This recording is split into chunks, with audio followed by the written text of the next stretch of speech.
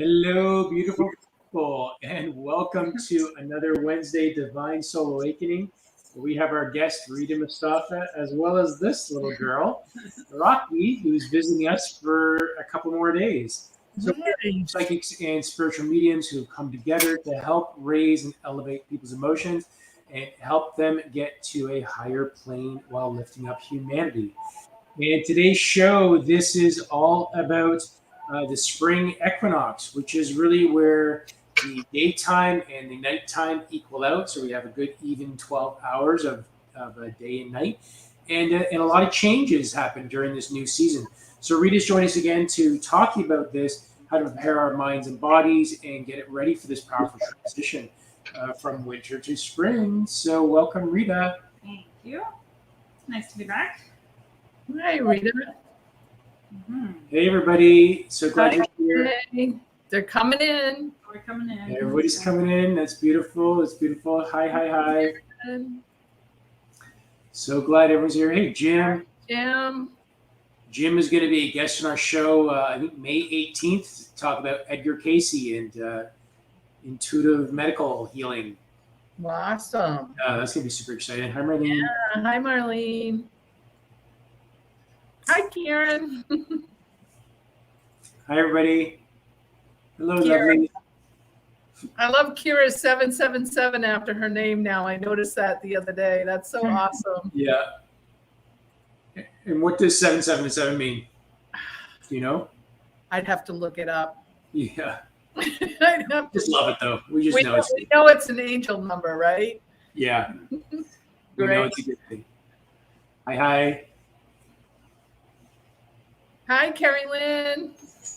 Hey, Carolyn. Hey, everybody. Right. I think we've grabbed everybody so far. Beautiful. So we talked about, I said in the intro, that we're talking about the spring equinox while we move in transition from winter to spring. And there's a lot of stuff that happens with our bodies and our mindset that Rita's just going to walk us through or talk about. So, I don't know, like as usual, we're playing off the cuff here, and whatever happens. So it's all fun. So, Yeah. Hey, honey. Hello. Yeah, so we're supposed to be in spring, although I'm looking outside and it's -2 degrees and snowflakes are coming down. So it doesn't quite feel like spring here, but generally speaking, this is the springtime for us here, and we're up in Canada. So doesn't quite feel like spring, but our bodies are going into that mode. So springtime is spring and fall are generally the times that that the body will benefit from doing cleansing. And it doesn't mean you can't do cleansing any other time of the year. But spring and fall generally tend to be the most obvious times. And in Chinese medicine, spring is the time of the liver. So if we look at the 5 elements and if we're looking at the 5 elements, this is the time of the liver. So it's time to wake up the liver because we've been, again, where we are, it's quite cold. So in the wintertime, our energy kind of just goes inwards, and spring is coming, which means our energy now has to come back up and out, right? So it's a perfect time to do cleansing. And cleansing can mean different things, right? Some people will do fasting. Other people will just incorporate, certain foods into the diet. Some people will incorporate supplements. So it can mean different things to different people, and it doesn't have to mean fasting. You can fast if that's what you choose, but it just depends who you're working with and who you're, who's kind of guiding you with your detoxing. Does it matter what type of fasting you do? I mean, I think there's like water fasting, dry fasting, just a heavy detox. Yeah, I think it really depends on the person and, their constitution, I guess, or like if they're a very weak or deficient person, those are words we use in Chinese medicine. If someone's like relatively weak or deficient, then fasting is actually not recommended. Whereas if someone is more of an excess type person, meaning like, strong, robust, strong voice, just overall like have more excess as opposed to deficient kind of symptoms, then that person would benefit more from a fast, whether it's a water fast, a juice fast, just reducing the amount of foods, maybe cutting out alcohol. So so that's sort of how I pick and choose what I'm doing with clients. There's no one right, correct way to do this. It really just depends on the person. Hi, Doc. Hey, Doc. Hi, I'm late. I'm really sorry. We're glad you're here. What about, Me too. so I know there's herbal teas out there that specifically say detox on them. Yeah. So that's the nice thing about doing the liver detox is that it's pretty easy through food and through things like teas and supplements, right? So a lot of times the detoxing teas are a combination of different herbs, mainly like probably milk thistle or dandelion. Those are generally the main ones, but there might be other things like burdock, just depending on what the company has put together. But generally speaking, milk thistle, dandelion, artichoke, those are the main herbs we want to use to support liver. So if you're just doing a tea, Yeah. is that enough? Like, can you eat pizza and burgers all day and No. you just have a tea and everything's all good? Well, no, generally speaking, I wouldn't recommend that at any time, never mind only when you're detoxing. But at the end of the day, it's supporting the liver. So, you have to remember the liver is our filter, but it has so many other functions, like many functions there's so many functions that the liver has. So if you're going to stress the liver out through poor diet, alcohol, stress, not sleeping, all those things, then, if you're not going to change any of those things and then you just incorporate a tea, that's still better than doing nothing. But ideally, if you truly are trying to support the liver in making it work better, have the liver be more efficient, then yeah, you can do the tea, but you also have to think about all the other stressors on that liver. So what are the big things that you would do if you're going to be doing a detox, just from like the average person? You're saying, okay, why don't you just take it easy on your system for a bit?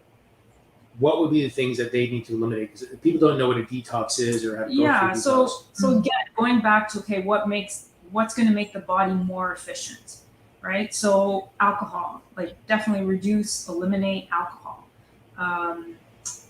Foods that aren't contributing to any nutritional value, like deep fried foods or really greasy foods or processed foods, eating things with additives and preservatives. Like these are all things that the liver has to work extra for, right? So if we just take out those types of things, excess sugar, Which for most people is everything. I know for most people these are really hard to do, but I think if you become more aware, so even if you can't eliminate, at least try to decrease, right? If you're doing alcohol every day, well, what if you just did alcohol on the weekend, right? Mm-hmm. Or if you're eating fried foods, like maybe you eat out because you're busy or you don't know how to cook or whatever it is, then instead of going for the deep fried stuff, then why not choose something that's a little healthier?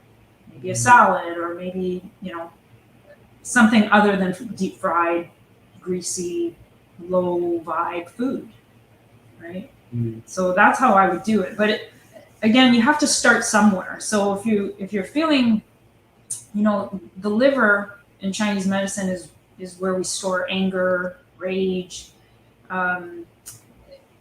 so our emotions get stored in the liver. And so if you're the type of person that you're feeling, you anger easily, or you're very moody, or even depression, you're feeling depressed, then these are all signs that the liver might be congested and it needs support. So by eliminating things that, are going to put extra stress on the liver, then you'll see symptoms change. So hopefully by seeing those changes, you necessarily won't go back.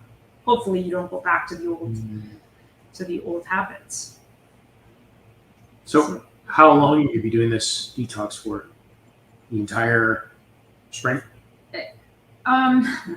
So personally, when I do detox with my clients, I'm doing 30 days, and for whatever reason, 30 days seems to work for most people, because they can, they can make sacrifices, or they can kind of tolerate the changes for 30 days. But my goal always when I'm working with clients is not to just, okay, don't eat this, don't do this. It's about teaching them why we do these things, and also having the clients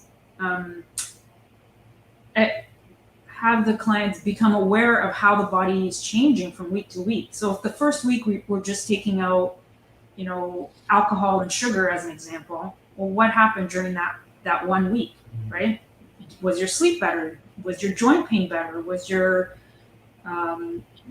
energy level better? Like, what's changing? And then we go to the second week. Okay, maybe we're going to take out coffee, right? So it's like, okay, now we've taken out 3 things. Okay, now what's your body doing? Is it sleeping better? Is the aches and pains better? Like, again, what's happening? What's changing? So if you can teach the clients along the way, if I can teach my clients along the way how their bodies are changing, then they become aware of it. It's not just me saying, just get rid of all this food and come back in 30 days. That's boring, right? I haven't taught them anything, and they're most likely not going to follow through because, why? Most people don't focus in on themselves and pay attention to the little things. So, and why are we even doing this? So again, in the winter time, our energy kind of turns inwards. And so when spring comes, our energy has to now come up and out, right? So just like plants, start to grow. So look at perennials that are starting to come up, like the leaves are going to start coming out, or the trees are going to start budding, like all that stuff. It's nature's way of just bringing energy back up and out to the surface. Mm-hmm. So that's part of the purpose. And if you have poor, eating habits, sleep habits, a lot of stress, and, we come to the point where spring comes, then a lot of times this is when people actually notice more signs and symptoms. Like they might actually notice, like I'm angrier than I was, in the wintertime, or I have more aches and pains now, or whatever it may be, because the body's trying to transition, but if the body is so depleted or stagnant, or doesn't have the energy to do stuff, then the symptoms arise. So that's generally why we're doing it in the spring, and we do it again in the fall because we're going to reverse the process. So we're going to eat fried foods. No, we're not. We're going to bring the energy back in. So we're going to be more mindful again of what we're putting in and where our emotions are, and we're going to just bring the energy back into the body. Okay. Good Zeus. Right. So I'm hearing that from my guides that perhaps some journaling as you start to do these detox things might be helpful, Rita, for somebody, so that they can actually see it down on paper and not dismiss what is actually happening. It's so true, because people always think they'll remember, right? But you won't remember. There's a lot of stuff that goes on in our day. So part of what I find helpful is the journaling, and also like recording. So in that journaling process, yes, record emotions, but record even the littlest things. Like, I slept an extra hour today, or, yesterday I had, I accidentally ate something with too much sugar in it, and today I feel really crappy. So it's really important to kind of just keep track of what your body's telling you. But also like bowel movements. How are bowel movements? Are they changing? Are they better? Are they worse? Are you constipated? Are you, are they, all this stuff. This is all things that help us kind of navigate where we're going. And a lot of times before I start people on a cleanse, I like to get them to do a little, I guess it's like a questionnaire. So they kind of rate, maybe it's something we can post that after, but it's a questionnaire to basically see at the beginning of before you start the cleanse, like where your symptoms are. So some people might not notice that, I'm congested all the time, but because I live with it, I don't think about it anymore, right? So it's like, okay, like, oh yeah, I do have congestion. Oh yeah, I do have joint pain. So it's sort of like being able to rate where the imbalances are, and then we do it again at the end. So it's like, well, what's changed, right? And so I find doing that, a questionnaire, journaling, that's all very important, I think, when you're trying to make changes. Because everything's all kind of linked together, and when you see it like that, it makes those connections show up too, not just for you, but for us to be able to see. Right. Yeah. Kay's saying I will be doing a detox because I'm making space for new in my life during this time. Nice. Yes. Awesome. I guess this is the perfect time with spring. Yeah. Spring is growth, renewal. Like, this is the time to make plans, what you want to do for, yourself, or what you want to accomplish. Like it's about going forward, getting ready. So yeah, perfect timing. Doc, in the medical world, is there anything that's involved around the timing of the season? Is the medical? I'm sure there are. I have to say I'm not over familiar with this sort of area.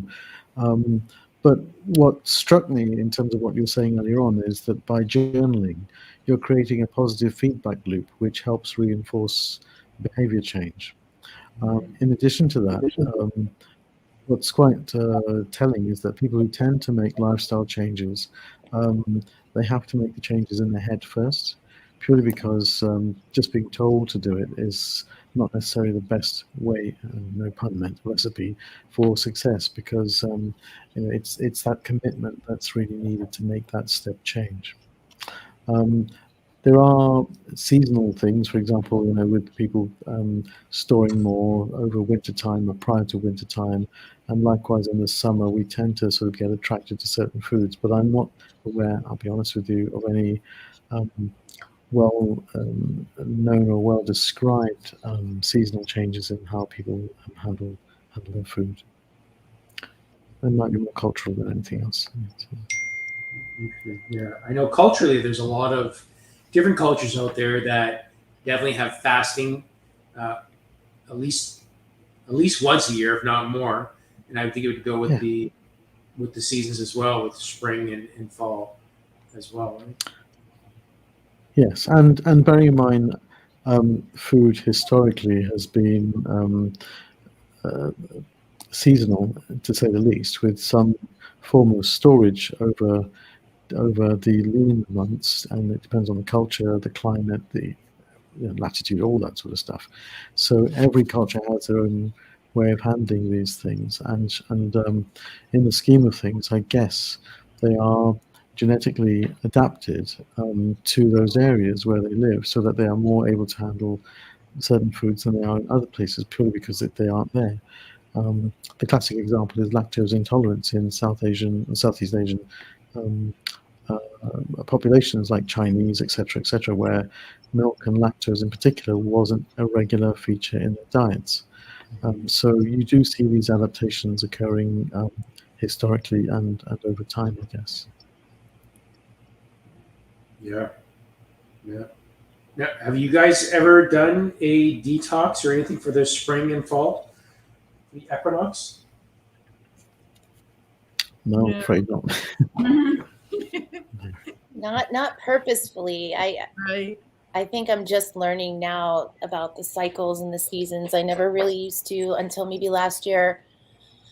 I wasn't really aware of like the equinox energies, and I didn't pay attention to the cycles that much. So, I mean, I would detox occasionally, but just as I felt like I needed to, not in alignment with that energy.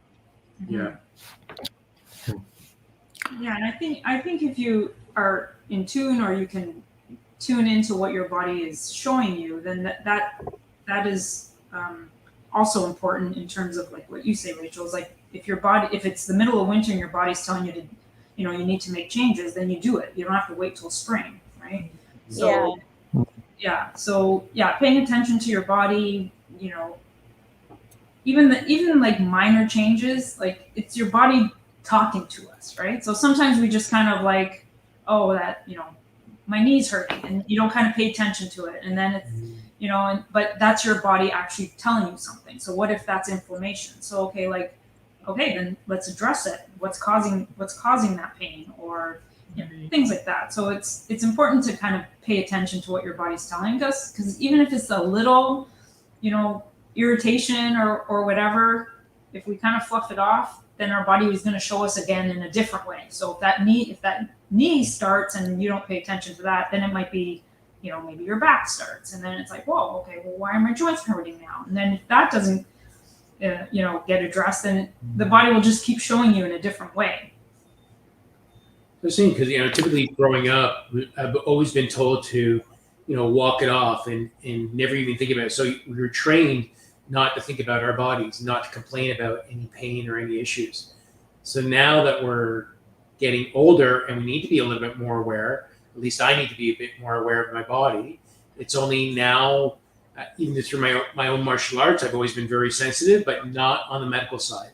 And now that there's a correlation of medical, there's the spring, there's the changes in the energies that are coming through, my body's become much more sensitive. I'm much more aware of what's happening in the body, especially with these minor shifts that are happening, which I think historically women have been very good at being aware of their bodies and even their families' bodies. I think you're more aware of my body than I was of my own, for the last 20 years. Right? Yeah, and I see that with animals too, because we end up, pet sitting a lot of animals, and it's funny how I just tune into there's something going on with the dog, whether it's walking, one leg is, whatever, pronating or something, and it's just, I don't know, it just kind of picks up. I just kind of pick up on that, but I think, I don't know if that's just a women thing or just. I think it's a practice thing, just being aware of it. Yeah. I mean, like I said, I was always told to walk it off. Any type of issue, not to complain. You don't bring these things up.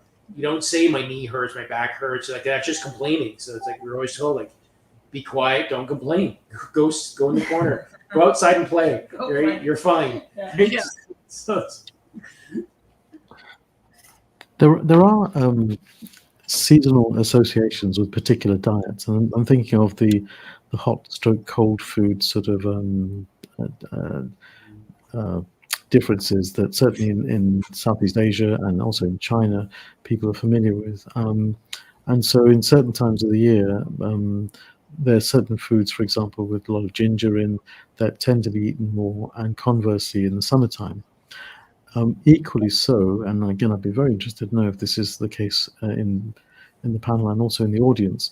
When a lady has just given birth, there's said to be certain nostrums that are, quotes, more heaty or not so heaty, that should be eaten before and after birth. Now, I don't know whether that's just unique to South Asia as a whole, but it's something which I know people who've had babies, certainly in our family, they think they're actually very good. Now, I have no idea, but it's something which I keep hearing again and again about hot foods or heaty foods and cold foods. Yeah, so that's a good point, Doc. So you think about, typically if I was going to be doing a detox or some sort of cleanse, or I just want to raise my vibrations up, I would start the morning off, let's say lemon juice or with ginger. Freshly squeezed ginger. Now, if ginger is typically a hot food and you're having that in the spring, does that mean that you should do lemon in the spring and then ginger for a winter? So, right. So different foods have different properties. So in Chinese medicine, we look at the property of the food. So if someone is very deficient, or let's say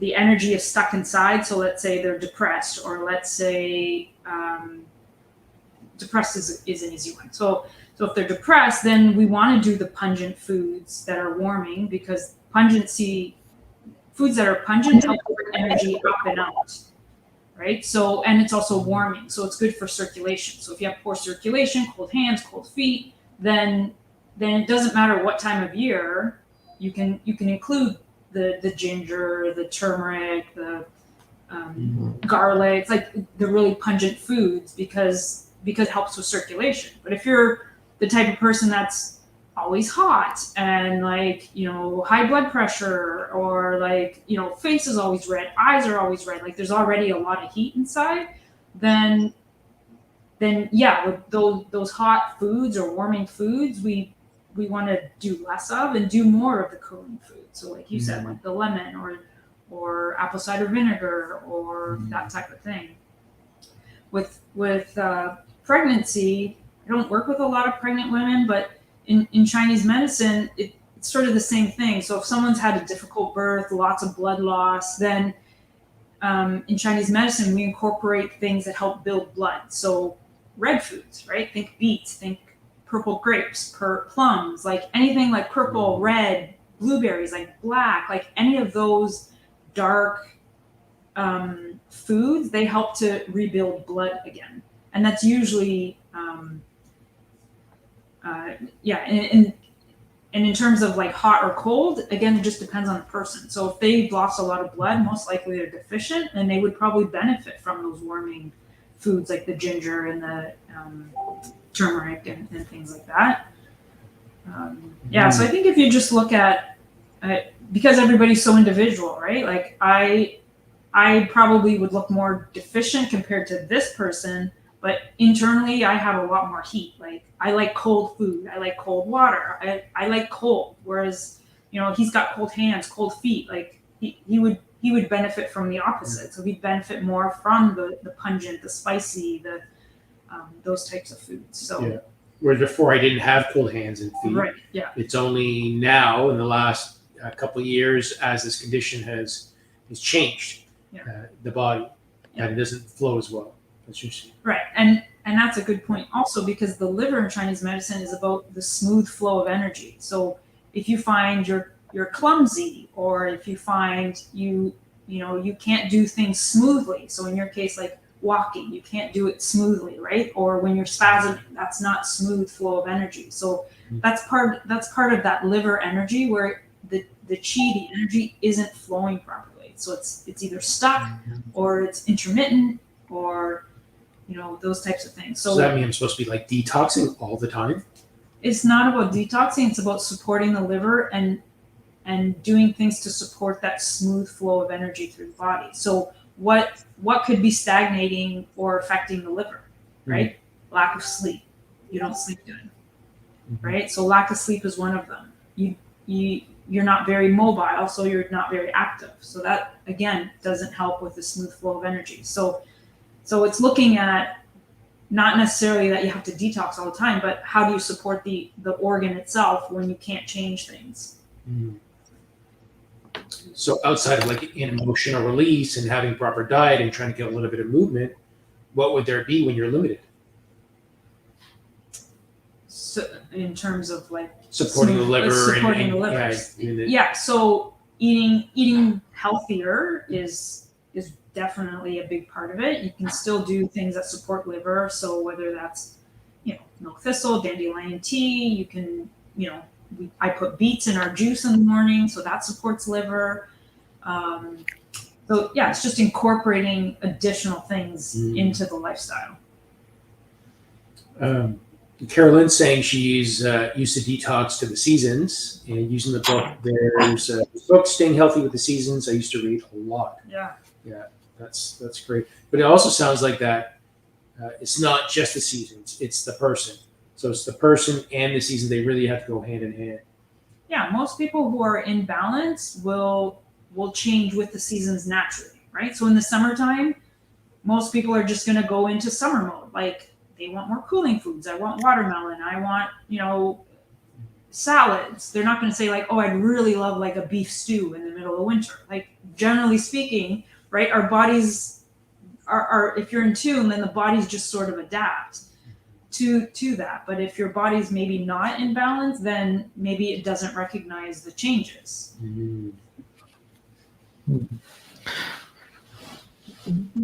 One of the things which I've noticed is that sensitivity to hot and cold, particularly the cold, is more prevalent in the older populations. And I hesitate to say what old is, but people who are at one stage are bouncing around and running around on the football pitch, after they hit maybe 40 or 50 plus, they start to feel it. And likewise with joints as well. And I think there's something about that, probably circulatory, I don't know, which does that. And some of these foods, for example, chilies and certainly ginger to a degree, help dilate blood vessels. And so there is that sort of alignment in the scheme of things.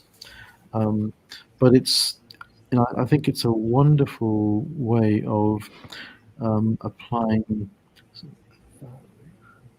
quotes natural science to your body, and your body is your own test tube, and you can actually see how things work and see how things change. And it's just it's a really nice way of figuring out what's going on with your body. But one thing I noticed with me, for example, is if I didn't eat late in the evening, or if I stopped eating, say after 6 p.m., that had a big difference on the way I felt, the energy that I had. I didn't feel so sluggish, and the blood sugar levels were improved the following day. So, we're all sort of wending our way through this milieu of A, food, and B, habits that we've accumulated over time as to when and how and where we eat.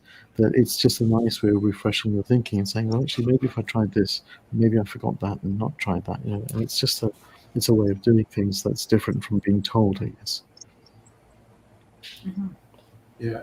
And you also, as you bring up a good point about the country that we're in, because a lot of the people in Southeast Asia, they typically eat a lot of hot. Because the country's hot and they eat hot, and they match up with that. So that being said, like a lot of people in let's say Southeast Asia, India and whatnot have ingest a lot of hot foods. How would, like, I mean, do they typically need something cooling? What would they need typically? Yeah, so it's about balance. So in the warmer countries, like even Mexico, when you look at like, okay, they eat a lot of spicy foods, right? So whether it's and what that does is it helps them sweat, right? So in a sense, it's helping them to cool down. But there's also the excess. So if you're just going to eat only spicy foods and not balance it with like cooler foods, so whatever that means in different countries, right? So it might mean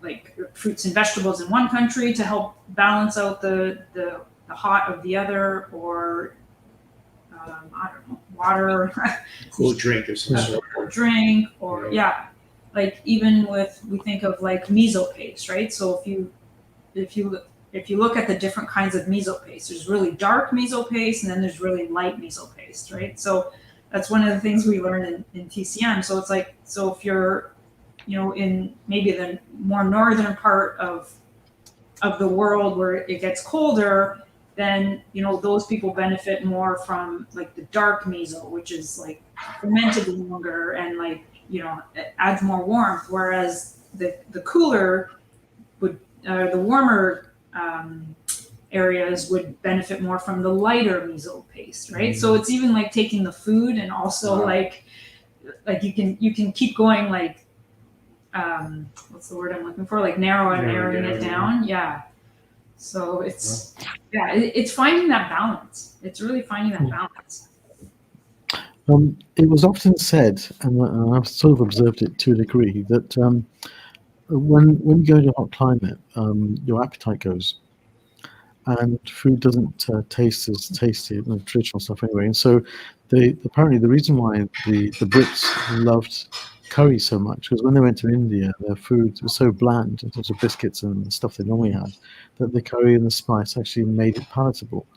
And I've sort of got this funny feeling that in other places, the closer you are to the equator, the more spicy the food needs to get to basically make it palatable, because you're just sort of totally zonked out by the heat. And I don't know if that's true or not, but I've certainly seen that in other countries where, apart from changes in the source of carbohydrates, where, for example, in the more temperate climes, it's wheat-based, and the more southern climes, or equatorial climes, it's more rice or yam or that sort of thing. But the spice goes up and up and up the further south you go in quite a few countries. Yeah, I guess that's, it's true, right? Yeah, I don't know about the equator thing. That's interesting. I haven't heard that before. Yeah, I didn't hear that either. That's really cool. I love that. Go ahead, Doc. I also noticed Sun had mentioned had a question about any advice for lowering blood glucose levels, brackets fasting. She tried fenugreek and made her dizzy. Son, I don't know if your grandmother told you these things, because we obviously come from a similar background, but bitter gourd is said to be hypoglycemic, and so it was often suggested that's the sort of thing you ought to eat. Dare I say it, fried is pretty nice, but that's another story. But it was the sort of thing that we had told to us by, I remember my grandmother telling me this long time ago. And it may be that in certain cultures there are similar foods that might be, I quote, hypoglycemic or affect the blood glucose levels. Yeah, I've heard bitter melon, pumpkin, lemon. Those are all helpful for lowering blood sugar. Yeah. And what type of foods? I mean, Sunny's in Botswana, so I don't know what kind of foods are available there. But what is there a certain class of food that you look for? Like I guess squashes, pumpkin squashes. I don't know if that's readily available in Botswana. Yeah, I don't know. Well, lemon is probably available in most places. I mean, even if you start with lemon, that would be a good release. But also looking at, right, so blood sugar again is the symptom of an imbalance. It's not necessarily the problem, right? So it's just the symptom of an imbalance. So go a little bit deeper and find out, well, what's causing the imbalance. Do the cells need nutrition? Does the liver need support? Are they lacking chromium? Like, go back a few steps also just to kind of see, well, what's also contributing to the problem. So look at it more of a symptom as opposed to the actual problem.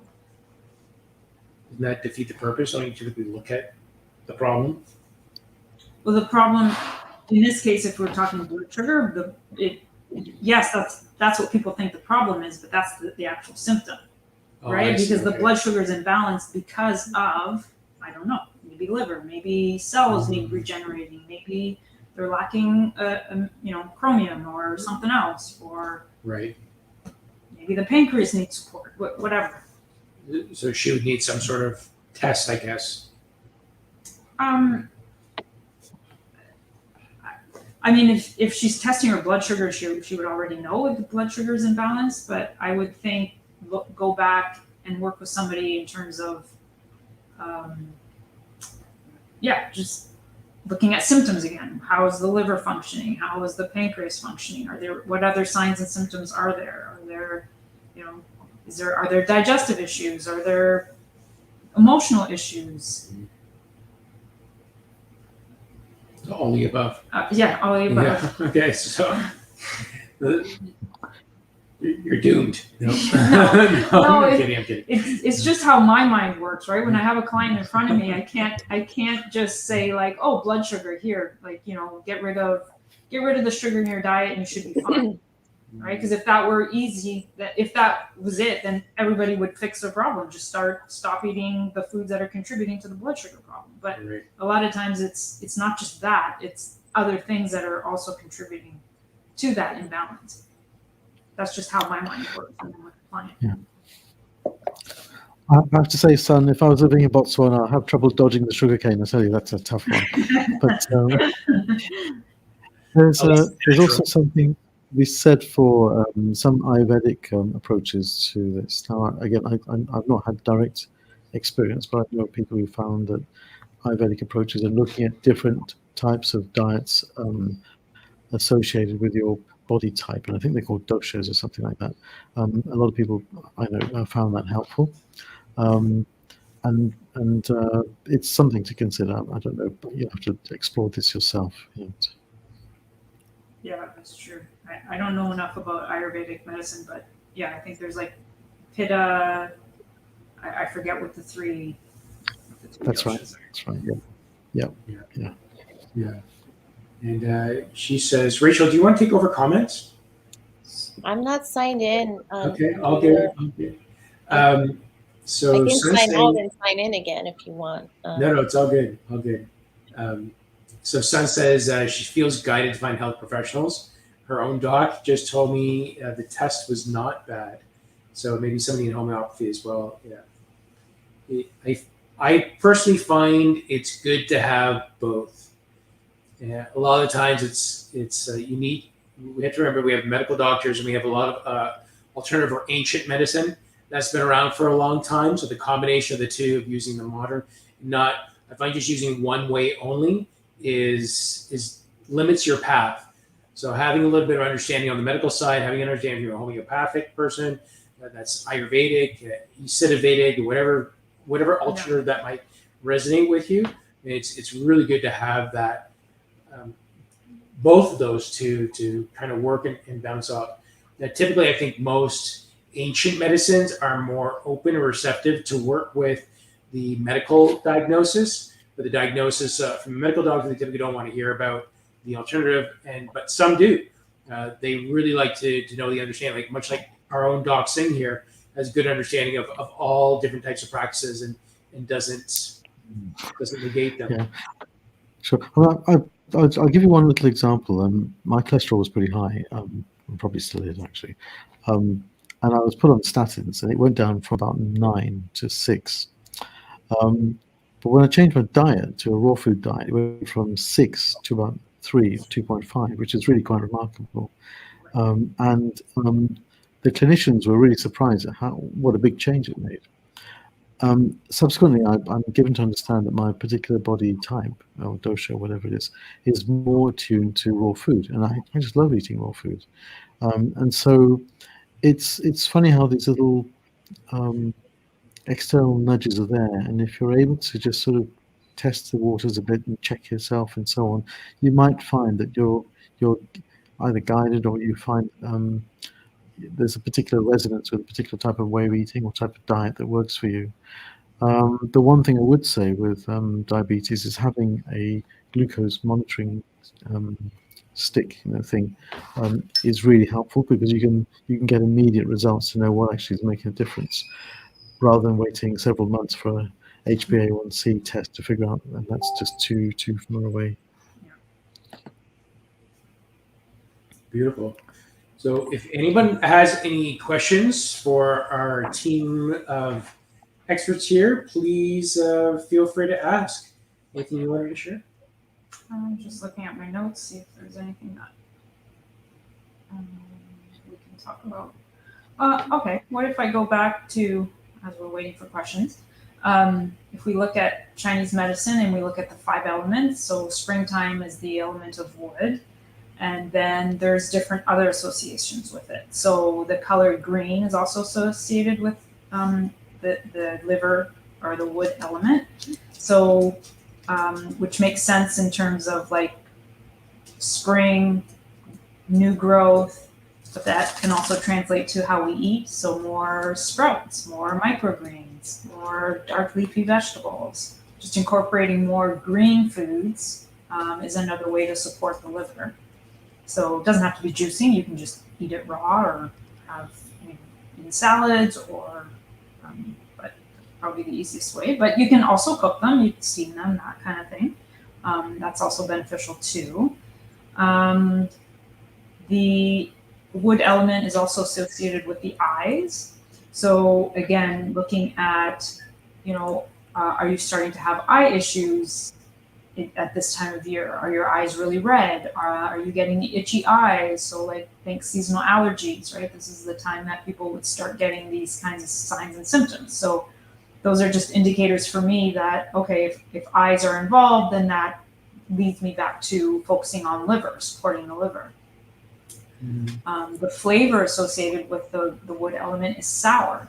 So this is where our lemons come in, our apple cider vinegar, those types of foods.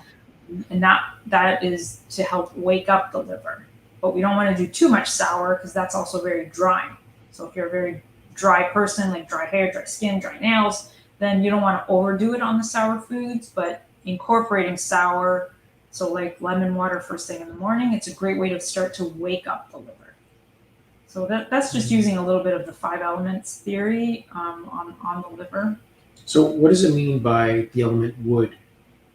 So, well, there's the 5 elements that are represented. So each season is a different element. So wood is just basically the starting of the cycle, the start of the cycle. So it's wood, and then when we get to summer, it's the fire element. So you think heat. There's a middle element, which is like it's a transition time. So we call that the earth element. So the earth element is the earth element is earth, and then we have the lung, which is our metal element, and then we have the kidney, which is our water element. So just different elements to kind of represent the season, kind of represent the organ itself, and can also be used to get an idea of a person themselves, like what are their constitution is not the right word, but like what element they fall into. So if someone is like a metal element, that person is very rigid, right? So like they like rules, they like to follow pattern or follow rules, and they want things a certain way. Like that's a very metal type person, right? So sometimes it just helps to kind of, if I have an idea of what that person is, then that also helps me determine what I need to work on.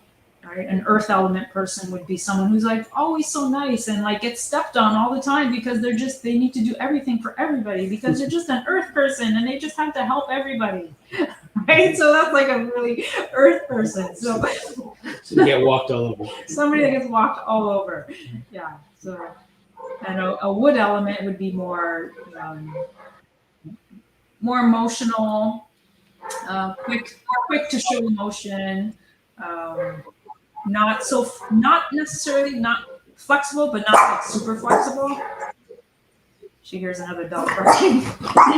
So Kay is asking, what about best foods to reduce stress and also foods for hydrated skin? To reduce stress. Yeah. So I think that goes back to just foods that really. Okay, so stress could be a number of things. So if we're talking stress, like stress from work and life and whatever, then we want to support the adrenals. So most of the time I would say like cut out stuff that stresses the adrenals, cut out coffee, cut out sugar, and other stimulants, alcohol, whatever. And use, generally I use herbs to support. So you can do things like ashwagandha, whether it's like as a tea or a powder. You can use adaptogenic mushrooms like reishi or what's another one? Shiitake, maitake, like just adaptogenic mushrooms. So if it's stress from like life and you want to support adrenals, that's what I would do. If it's stress from also like maybe having an illness, then pretty much all the same, but maybe you need to support a specific organ. So maybe you need to support liver, or maybe you need to support your kidneys. And then what was the second thing? For foods for hydration, hydrating the skin. Yeah, so hydrating the skin in Chinese medicine, we look for foods that build yin or build fluid. So a lot of those are fruits and vegetables. And so juicing would be a very good way to hydrate the skin. Obviously, drinking water with enough mineral salts in it. So whether you're adding like salt to the water, like a Himalayan type salt, or maybe like a concentrated mineral, and put that back into the water. That's all different ways to hydrate the body. Mm-hmm. Yes, less caffeine. I saw less caffeine for sure. Yeah. And Son is saying she takes rhodiola herb as a supplement for stressful days. Yes, so rhodiola is another good herb to support adrenals. So sometimes you can get like ashwagandha, rhodiola, and other herbs together as a formula. But yes, rhodiola is very great for like an adaptogen, so adapting to the stress. And Kira's been mentioning also chamomile. She mentioned earlier chamomile tea, and she's mentioning aromatherapy too, chamomile mixed with Oil mixed with base oil, apply on body. Oh, okay. Interesting. Nice. So Yeah. it's kind of like attacking from both, from internally and Inside, externally. outside, yeah. Yeah, Yeah, that's very nice. good. I like that. Love that. And Amy is asking, Rita, I've been clenching my teeth lately. I'm not sure if it's just ascension symptoms, perhaps. Is there anything you'd recommend to help with the prevention and the pain or inflammation, please? Okay, so clenching of the teeth. So I would tune into when that's happening. So is it happening all the time? So is it like, or is it a response to stress? So you're just sort of clenching for stress. Sometimes is there grinding of the teeth involved too, or just clenching? Maybe you can answer that. Yeah, so basically you can try to do things to relax. So magnesium is a great way to help relax muscles. So that could be one thing that you could try. So magnesium as a supplement. There's even magnesium like gels that you can rub into the muscles of the cheeks, just clenching. Yeah, so I would look at stress. To me, I'm thinking stress. Like stress is causing you to clench. So try adding some magnesium, both internally and or externally. Get like a magnesium type gel. Beautiful. Mm-hmm.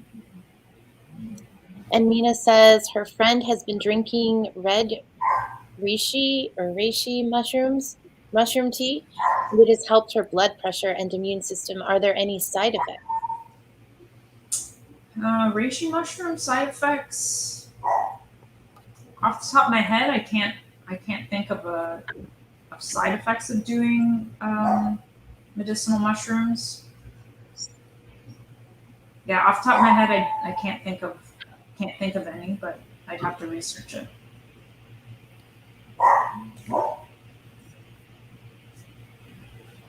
And Jacqueline says she seems to get seasonal hair loss. Why? Is there anything she can do to help? Is there anything? Yeah. What can she do for that? Seasonal hair loss. Okay, that's interesting. So to me, when I hear hair loss, so I think the body is it's in a detoxing process, and it's sort of putting more of its energy to where it needs to go. So hair is not necessarily important for the body. It's nice to have, but it's not as important as the liver or the kidneys or the heart, right? So sometimes my thought would be that the body's naturally going into like a detoxing phase, or maybe the body's become too deficient in B vitamins over the winters. So incorporating more B vitamins like a B complex, biotin, those types of B vitamins into the diet to see if that helps stop that. What else can I think of for seasonal hair loss? Yeah, maybe also support the liver if it's trying to detox. Maybe it needs a little bit of support. So thistle, dandelion, beets, artichokes. A lot of choices. Yeah, a lot of choices. There's a lot of choices. Yeah. Beautiful. Welcome. Awesome. We're at a standstill now. We're at a standstill. Yeah. Okay.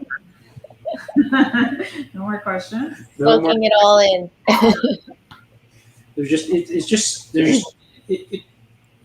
The more you end up learning, the more complicated it gets. Where you think about like certain people, like George Burns, living like in their late 90s, and they smoke, but they're laughing all the time. Yeah.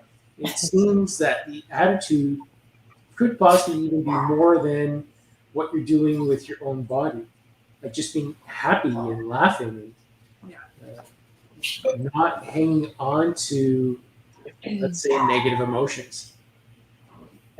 Yeah, I think that's a big part, because if you look at like Betty White and like Carl Reiner, like all those guys, right? They're very lighthearted, like laugh stuff off. So yeah, I'm sure that definitely plays a big part. Not Yeah, I agree. Even with channeling, I noticed like the if I have a headache or something, or I don't feel good, I start channeling. I feel fine afterwards, like fully alive. Yeah. It goes away sometimes. I know after my and Friday shows, I have a huge amount of energy after just channeling. But compared to doing a practice, so when we do our practice sessions either here or on Rachel's business page at Intuitive Self Rising, I ended up feeling a little bit of drained from it. But after doing a Friday show, it was just straight channeling and calling in beings and just passing information on. I'm wired after like 2.5, 3 hours. I'm just completely wired. So it's noticeable. there's also something about stress and hair loss as well. And if your attitude to external events as well as your internal constitution, that may also impact. So, I mean, it's just a thought, Jacqueline, whether or not the seasonal hair loss that you've noticed, is that associated with anything else that's going on in your life that may be affecting you at that particular time? Obviously, don't say what it is if it is not in an open forum, but these are things to reflect on. I know someone who's currently just finishing their PhD and she's having hair loss, but this has been on the back of 2 years worth of COVID, and that's a very stressful time to be working on a very big project on your own at home alone. So I've certainly seen it in some others as well. So in terms of detoxing as well and entering into the spring right now, I also think about some of the medications that people are taking or being pressured into taking. And you have like a bit of a side effect that happens with the adverse effects or reactions you have from this. Is that something you can detox as well and get out of your system? That's a harder question. I think if you have to take medications regularly, I'm sure it's going to have some effect on liver, possibly kidney. So you can always support the natural process again. So using herbs is a bit tricky because I don't know what medications people would be on, and some medications and herbs don't mix. But you can always use food, right? So if you have to be on a lot of medications for some reason, and we know that the liver is most affected by it, then turn to the foods that support the liver, like beets, dandelion, artichokes. Like incorporate more of those foods into the diet. If the kidneys are more likely to be affected, then parsley. What else is good for kidney? Asparagus. Like just incorporating. You can just use food to help support the organs that are going to be affected the most. And honestly speaking, if you can change your lifestyle to a way that supports just a healthier lifestyle, meaning more get rid of the alcohol, get rid of the sugars, get rid of the the coffees, the additives, the preservatives. If you're doing that, like it's amazing how much the body just corrects itself by just making those changes. And it's not and it might feel like you're depriving your body, but when you feel better and you maybe don't have to take as much medication, like why would you want to go back to not feeling great? Right. So it's getting to a point where you can actually notice the difference within your own body. Well, that's what seems to be happening now, especially with all the quantum changes that are happening to the planet. And you get all this energy put down on you, and you're going to feel a little bit low. So you end up wanting to comfort yourself, whether that's with alcohol or eating comfort foods, that it seems to have a reciprocal effect, that you're eating some of these other foods or you're taking these drugs or alcohol to feel comfortable. Right. Now you can actually, if you actually look at a few things, at detoxing, having healthier foods, meditating more, really hitting that mind, body, soul aspect to really help with these transitional stages seems to be our greatest defense and offense to being able to get through these times. That's just my statement. I would say, I don't know whether you guys agree or disagree with that, but it seems, because I feel like I'll go up and down in terms of my energy. And maybe about last month, I ended up not having coffee for the month. And I typically have, Rita and I will share an Americano, decaf Americano at nighttime. But I found that in the last month that I've been doing that, compared to the previous months where I didn't have any coffee, my energy was just so much higher and my channeling was just so wide open. And I was starting my days off and having like a lot of lemon water and I just felt so much more energy in my system compared to these last few weeks. I think I noticed that actually yesterday. It's like, I think the coffee and not doing the lemon water on a daily basis, I'm noticing it. Yeah. So, and those are the little things, right? It's the little things. So it's like when you know your body can feel better, then you're more likely to go back to that at some point. And also going back to your comfort food thing, like a lot of times it's like, it's not the worst thing in the world to comfort yourself with food, but if you're doing it on a daily basis, then that's more the issue than why is that happening? So are you suppressing or not wanting to deal with something or whatever it may be? So it's finding that balance, right? It's not like you can never eat certain things or you can never touch alcohol or you can never, never is not a great word, but it's that pattern. If you have to do it every day, whatever that is, why? I also find finding the alternatives. Yeah. So if you enjoy a cheesy pizza and that's your comfort food, it's finding the alternative that's like, let's say, a cauliflower crust with a vegan-based cheese, a plant-based cheese on there, maybe plant-based meats and some vegetables. I feel that tends to be a little bit better. I don't know, Doc, what do you do for comfort food? Ooh. Well, that's a very long list, I'm afraid. Probably starts with chocolate and biscuits, but that's just a start of a 10. What I would just sort of mention is I found that when I went onto a raw food diet, my channeling just went stratospheric. I was just picking up stuff all over the shop, and it was really quite remarkable. But what I hadn't realized, because my daughter has picked up on this, was my skin improved within about 5 days. They all noticed that my skin got a lot clearer, and it looked. The one in particular who mentioned it was the one who'd been telling me to hydrate all the time, or moisturize. She kept on saying, I didn't do any of that stuff, but the diet alone made such a difference. And I guess it's trying to find the in that works for you. I really wish it was chocolate, but it isn't. But on the other hand, maybe dark chocolate would do the trick, I guess. But for me, that's what worked, and I do like my tea, and that's been a tricky one because I really like chai and coffee. It wasn't me, by the way. So it's I've got 2 dogs running around here as well. So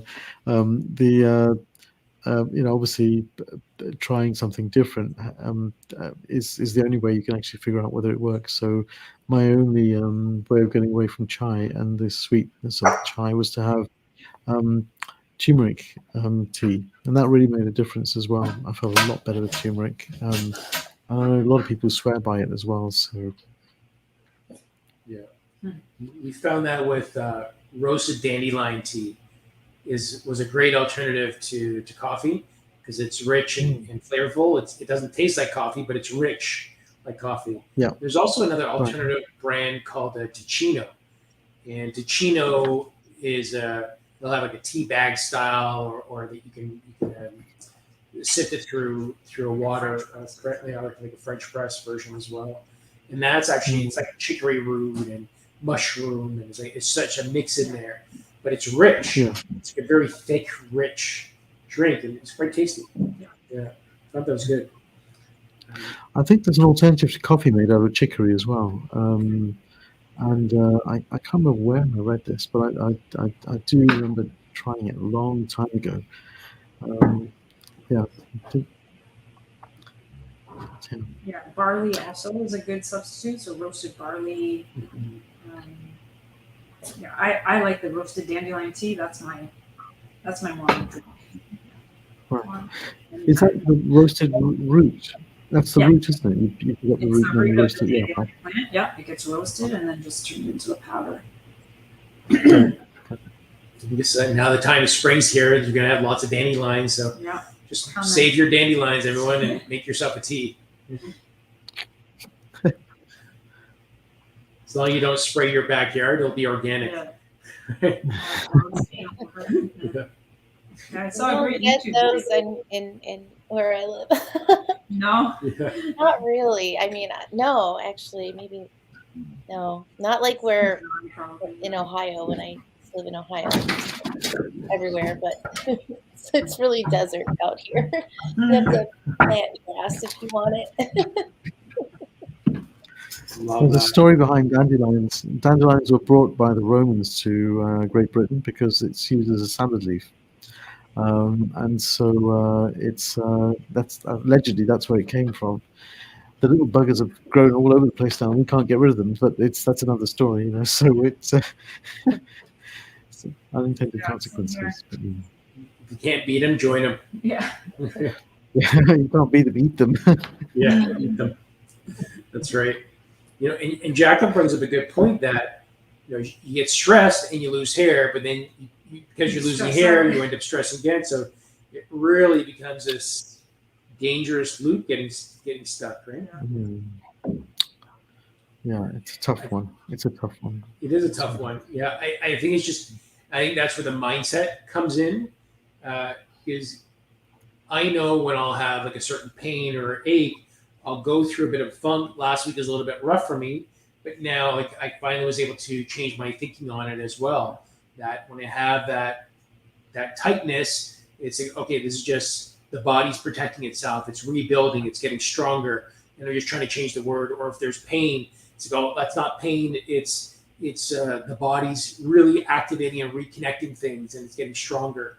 So I have been changing the wording that comes to my head. Even though I have the negative chatter that happens in my head, I've been trying to catch it, or I have been catching it and then talking it and observing it. So I'll use that as an opportunity to observe it. And if I can't emotionally release it, which I haven't been really good at until recently again, but also it's kind of, I felt it's built up and I had to change the attitude around. And it's only now, after about a week of doing this, that I'm starting to get the momentum on it to talk positively to any type of ache, pain, negativity that I have when I move or whatever happens.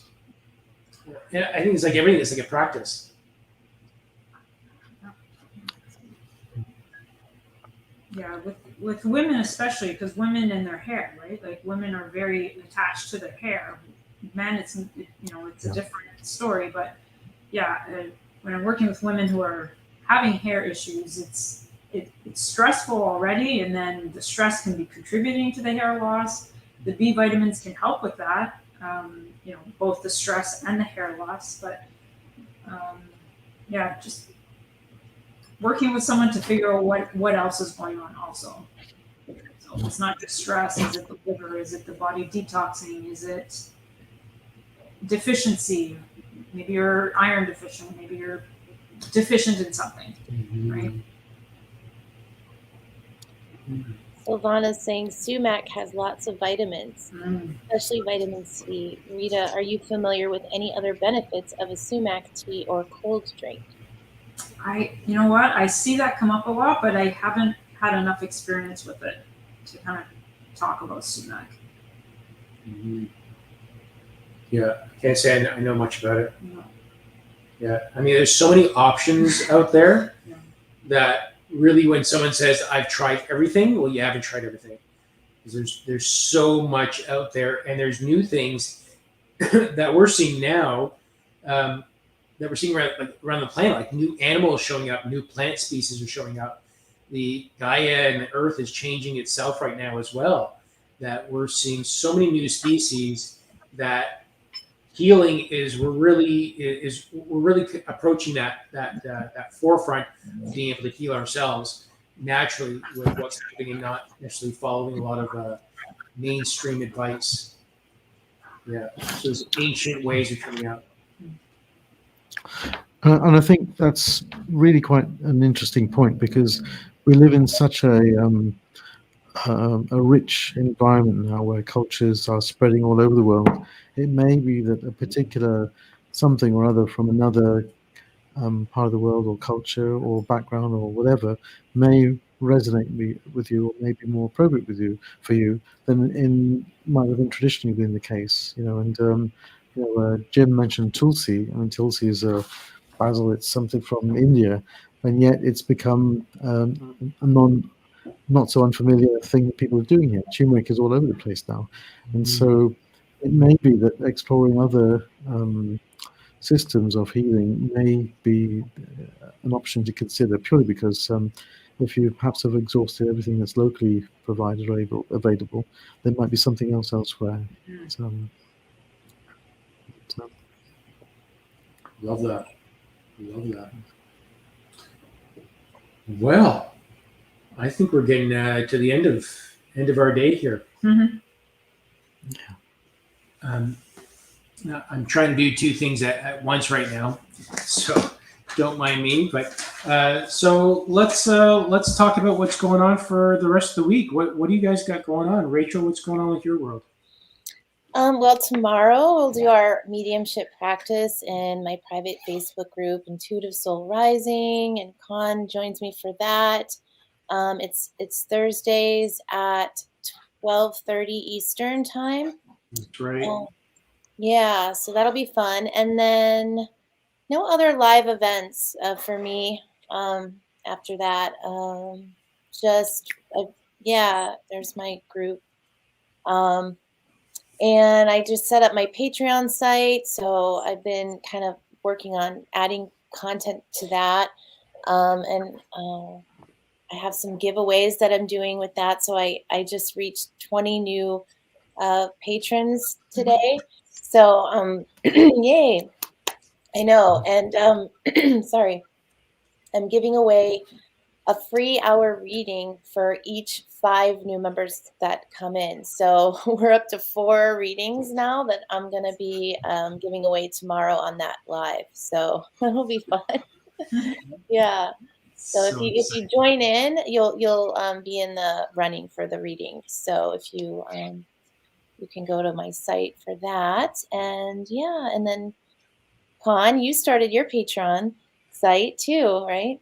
I did, yeah. As of yesterday, it finally launched. The business page is up, and although I'm waiting for Facebook to release a few issues, and the emotional release group that I had, that was set up like probably over a year ago, and it's just all blocked right now as well. So I got to create a new one because Facebook is not being my friend right now. Maybe that's why I haven't set up on Facebook for some time.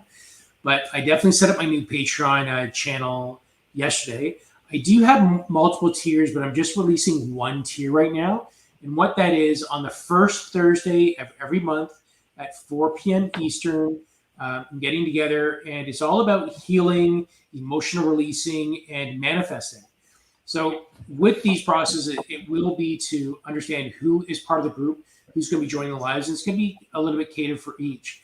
But as I go through this process and share this process that I'm doing through healing, that's actually working really well on a lot of people. I find the biggest issue is consistency. And part of this is to do it on a frequent basis. So I'm just starting it out at the month level. Once I move out and add the weekly level, we will then have different days and times based on the group that shows up, and try to accommodate everybody so that not everyone is using just a pre-record if they can't make the live. And then during those sessions, I plan to do not just emotional releasing, but also going through the different systems of the body. So going through the digestive system, the cleansing system, like the liver and the kidneys, going through the blood making, the central nervous system, and having specific meditations and releases specifically for the different systems, the different organs, and the different emotions. So the first set we're going to be working on are the emotions. And there's a certain set of primary emotions that have been narrowed down by particular psychologists. And we're going to be working on those. So starting with like anger and fear and hatred, and just allowing ourselves to feel what that is and where it shows up in our body, and then releasing it. And it's going to be a process that once a month is not going to be enough. The monthly is really just a maintenance. But I'm just going to start out there. first Thursday of every month, 4 p.m. Eastern, and I'll add the extra weeks on after that. But for now, once a month and see how it goes. So I'm super excited about that. Yeah, thanks, Rachel, for asking. Yeah, that sounds awesome. That's really helpful Okay. for a lot of And people. of course, this Friday, so that's in 2 days, it is channeling Eric again. So so bring your questions for intuitive guidance as I'm wide open with Eric. And it's going to be April Fool's. So that's April 1st. So I don't know what he's going to do, what's going to happen, if he's a bit of a trickster or not. So we'll see what happens on there. So we'll see. There's always a joker. Always a joker. Yeah. Yeah. And a big congratulations to our doc here, who has launched his YouTube. And I don't have the address up on here, Doc, but Okay. I'll pop it in a little bit later on. I forget myself, to be honest. So I need to look it up. If you just Google, if you just search for the Inner Voice online, you'll find it on YouTube. But I need to put it on the thing. The one thing which I would say is thank you to everyone who's given me feedback on the first video. It's exceptionally helpful to me, and I'll be making certain changes accordingly. I've got some more. Well, I've got a little program developing in my head to apply this on. However, the thing I would like to raise is a remarkable. Thank you, Khan. There's a remarkable event organised by one of, I think it's Grace, on this group, and it's to do with providing support, particularly to women and girls in Afghanistan. I forget the session, what the name is, and please forgive me, but maybe we can put that up on a bit later on. But bear in mind all the challenges there are in the world. Some things can perhaps occasionally get forgotten, in particular the plight of women in some countries, especially, and as we know, in Afghanistan, in terms of the way things are going with education and other matters. So it's a little bit of a plug. I think it's midnight on Saturday UK time. Whatever that means in your own location, I can't quite remember. But Khan, I think you're going on to it. I'll be going. Yeah, I believe it's Saturday at 7 p.m. Eastern Standard Time. Okay. And how do you get on? Daylight time, rather. Yeah, I had an invite. I had an invite via from Grace. I can't remember the. Is it through? Which I think group it's is on it? the community board for Lightworkers Facebook group, private Facebook group. Got it. Okay. I'm going to do a quick little look for that. Yeah. All those who are observing this, if you could attend, it'd be really helpful, because we'll be doing some guided meditations, trying to focus and channel and focus light onto the areas and try to lift the vibrations. As it happens, in a past life, apart from being obviously Jewish, as I said before, I also was a Pashtun soldier, which comes from that part of the world. And so I've had quite a few recollections coming through of how and what I did in that time. So with a bit of luck, I've been told I will be bringing that back and the learning that I had from that life. So if only for the entertainment value, it's worth coming along, because I don't know what the hell I'm going to say myself. So it should be quite interesting. But the learning from that will be, I think, the key to take back, not just to the group, but also beyond. And hopefully we can make, or at least we can add our little weight to that change that needs to happen in other parts of the world. Yeah. So I have it here. It is on the private Facebook group called Community for Lightworkers. So if you do a search in Facebook for Community for Lightworkers, it's a private group. You just throw your name in there. And it is at Saturday at 7 p.m. Eastern Daylight Time. And the event is called Healing Meditation for Women and Girls of Afghanistan. Very important to help. Yeah, and I have to give a big round of applause to Grace for pulling this together and sorting this out, because it's a very important thing, and it ripples beyond that country across other areas of the world in time and space. So, yeah, here we go. Okay. This group, beautiful. Love that. Love that. Oh, And there was one other thing. We're going to try to be anonymous on there.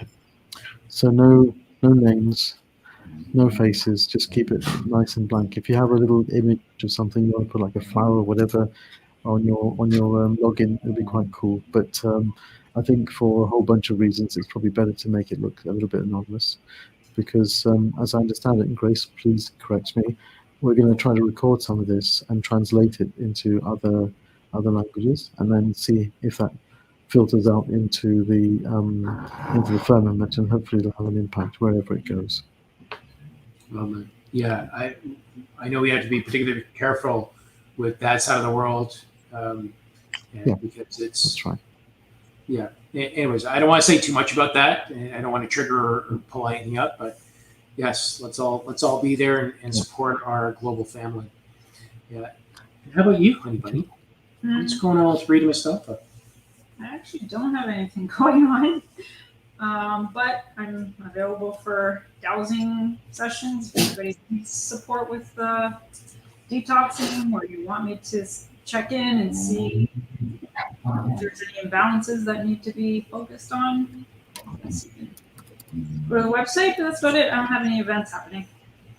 Awesome. Well, that's it. Rita has worked with a lot of people globally with her pendulum dowsing and balancing. So if you have any issues or anything that's going on with your body, check in and reach out to Rita. She is ridiculously good. Ridiculously good. Thanks, honey. So next week, what is going on next week? We got a practice session. So next Thursday on Divine Soul Awakening, we got a practice session. Now I'm going to put this out there. Does anyone want to be a guest to join us online live and be part of the practice? So you don't have to type in your answers. You can just be on camera with us. We have room for at least one person to join us on there. So if anyone is interested to reach out to us or be part of the show next week, just be part of the practice session. Reach out to any one of us and we'll get you a link to include us.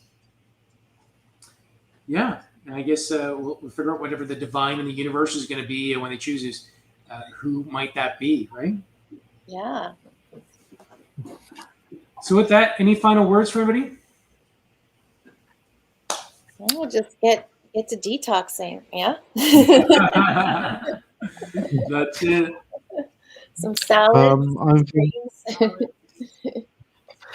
I'm going to be familiarizing myself with the feather duster for professional reasons, because I've got a whole bunch of rooms to spring clean, and that'll be my detoxing this week. Okay.